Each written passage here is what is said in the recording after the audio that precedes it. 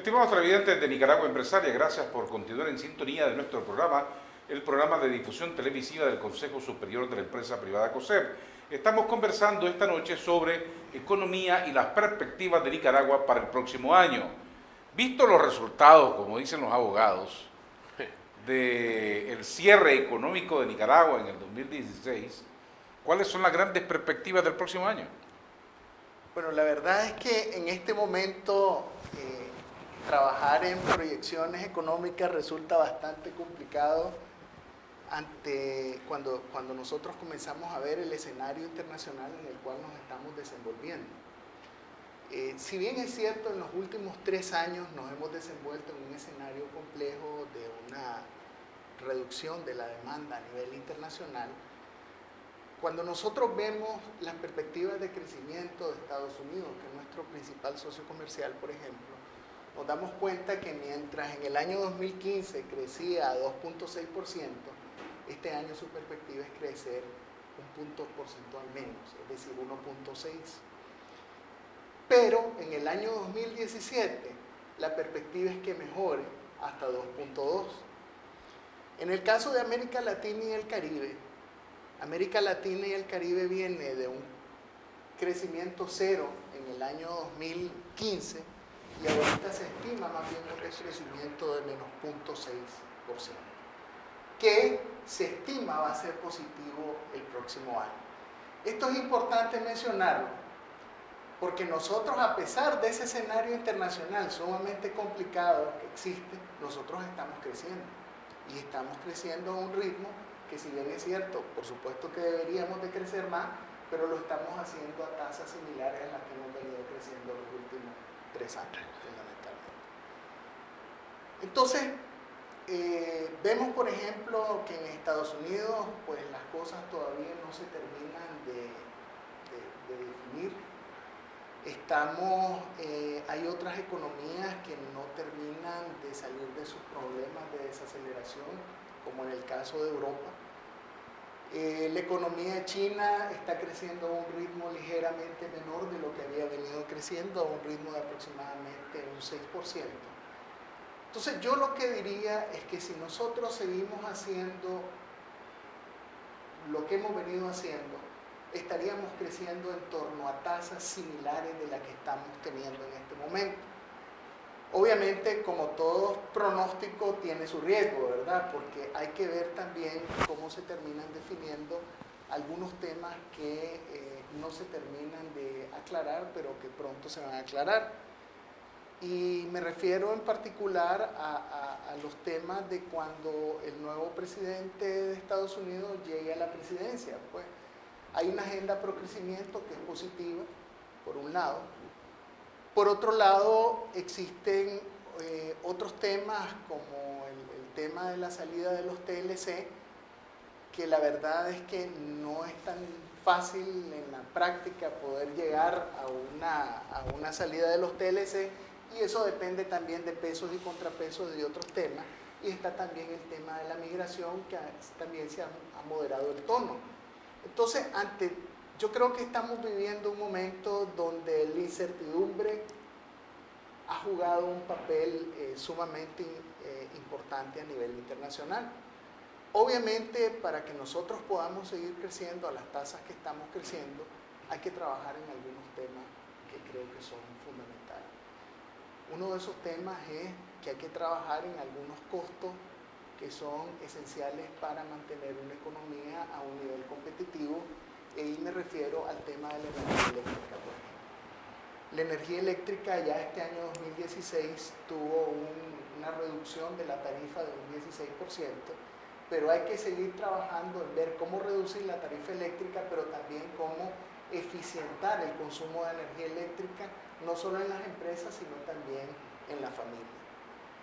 Por otro lado, yo creo que hay un tema que se ha venido trabajando en las últimas semanas, que es yo lo veo como un crédito muy positivo para el país.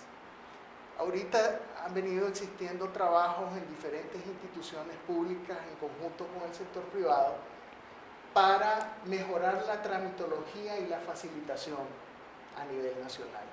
Y eso es fundamental, porque la facilitación no solo se debe entender como la reducción de los tiempos en los cuales uno accesa y tiene resolución de un trámite, sino también en los costos que están asociados a los servicios que presta la administración pública.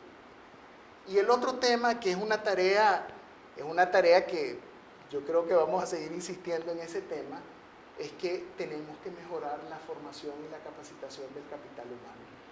Es decir,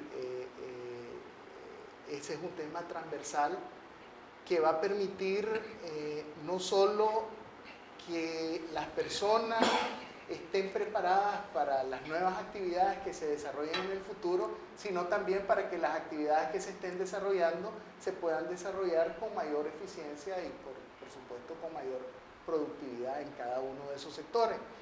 Y por otro lado, hemos hablado en otros momentos de las barreras que tiene la economía para crecer, de los desafíos que tiene la economía, y entre esos desafíos es que se tienen que crear mecanismos para que pueda llegar financiamiento a las pequeñas empresas, a las medianas empresas. Se tienen que crear mecanismos para que la tecnología también llegue a las empresas, o que las empresas puedan facilitar su acceso a estas tecnologías. Entonces, yo creo que el futuro y el poder mantener crecimientos económicos como los que hemos tenido está en conservar lo que tenemos, en seguir teniendo una política macroeconómica prudente, ¿verdad? Pero poder trabajar algunos temas estructurales de la economía y los desafíos que ya tenemos como economía. Doctor Avendaño, ¿cuáles son las perspectivas que hay, compadre, para el año próximo?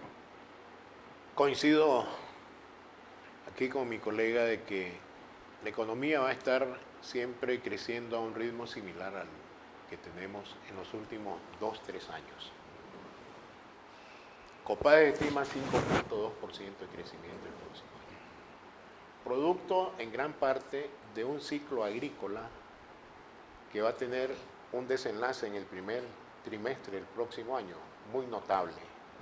Más azúcar, más café, comparado a lo que tuvimos en el primer trimestre del año pasado.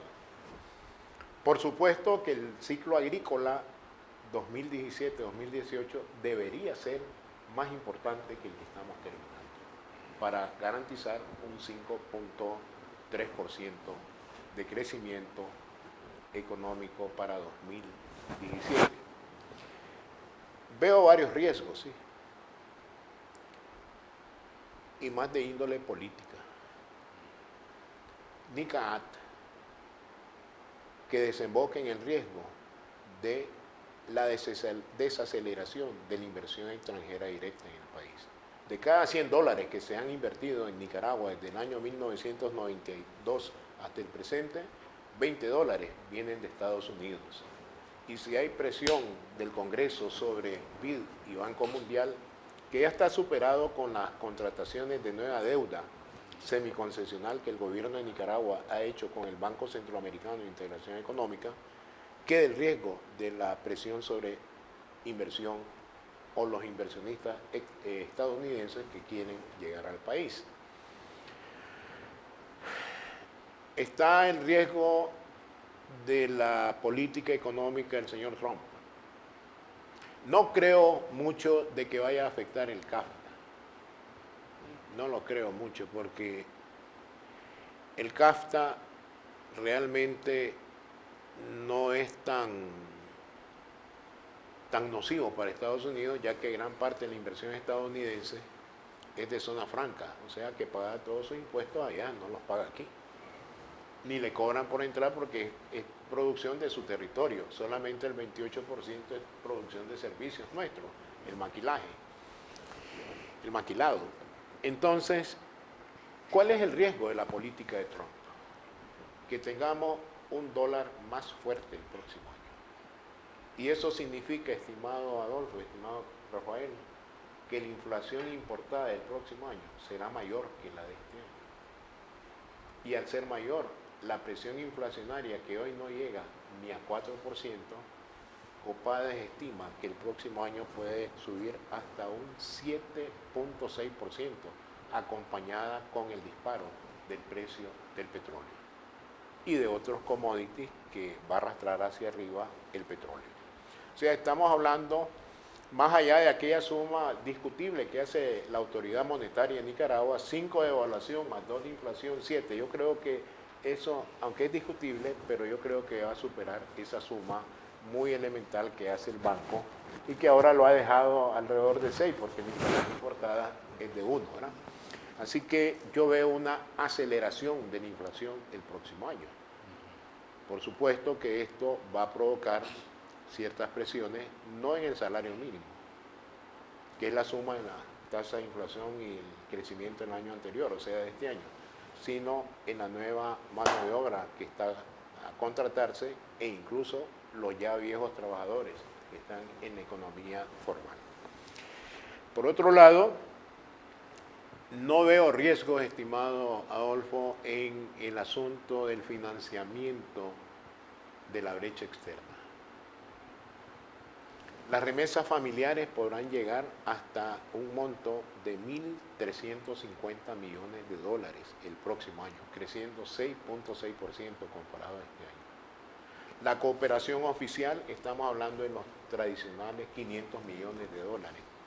La inversión extranjera directa es muy probable que sin el riesgo de la NICAAT llegue a los 1.400 millones de dólares, más que ahora el gobierno ha propuesto una cartera de proyectos que puede ser ejecutada por esta asociación pública-privada en pro del país. Y este es otro elemento inflacionario para Nicaragua. A medida que vayamos ejecutando más inversión, va a resultar imparable para el Banco Central mantener la presión inflacionaria baja y estable, porque significaría paralizar los proyectos de inversión. Así que preparémonos de 2017 en adelante a una corriente inflacionaria muy dinámica en el país. La disciplina fiscal la veo formidable, aunque tenemos elecciones municipales, pero esto cuesta menos que los 60 millones de dólares que estimamos para las elecciones presidenciales. Y con esos niveles de abstencionismo que hemos visto, bueno, no va a implicar que ahorremos, pero vamos a gastar más emitiendo boletas que no van a ser llenadas. Hay que tener presente también ese costo de la democracia en el país.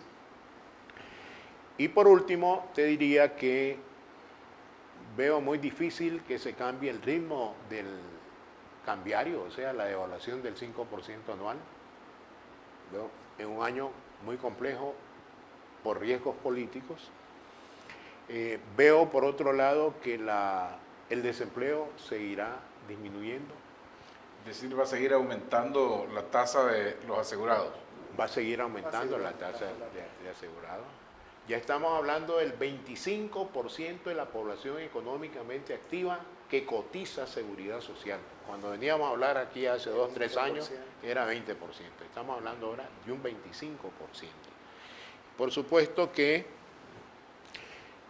vamos a tener un mayor ingreso por exportaciones. Algunos precios van en el último minuto, riesgos para la economía entonces en el 2017 son más externos que internos. Sí.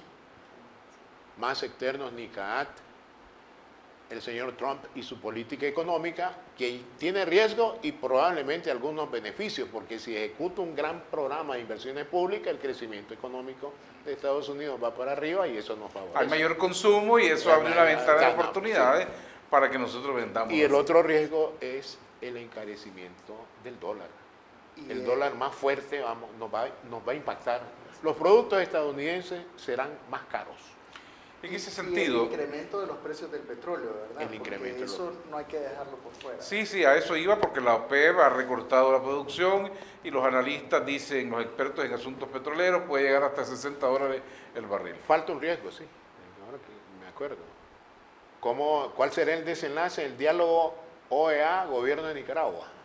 ¿Eso puede también tener algún incidencia en la economía? En el riesgo país, sí, pero la economía no. Los riesgos económicos y financieros comienzan a medio sacudirse por razones externas, no por razones propias de nuestro mercado.